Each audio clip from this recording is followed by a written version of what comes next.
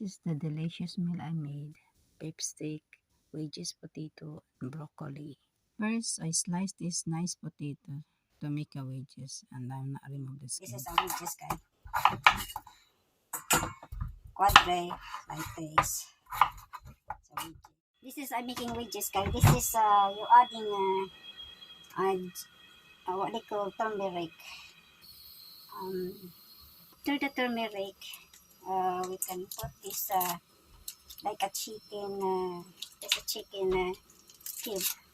It's make nice. And I add parsley, guys. It's very nice aroma. Mix it. Wedges. Then I cook into saucepan. Yeah.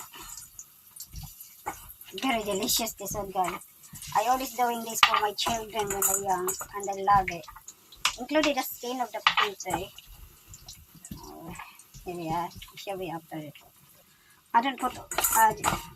It's just only the chicken cube. This broccoli, boiled broccoli. And then I'm going to fry as well the steak. Beef. I'm using salt. You see, I'm expert on this one. So, then put vinegar. This nice Robinson vinegar. And here we are.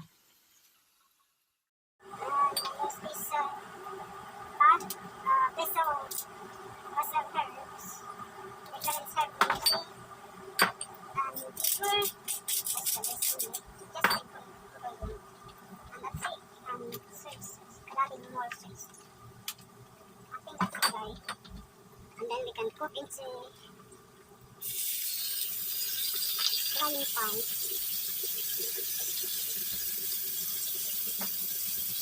So,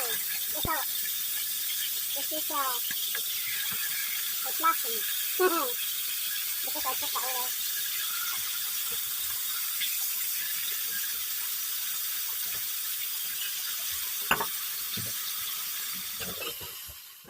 I finished cooking the beef steak. My boys is finishing this, and yeah, it's very helpful. And you adding the gravy. Here we are. Voila! Dinner served. And beef. Wedges, potato, casada skin, and boiled broccoli and beef steak.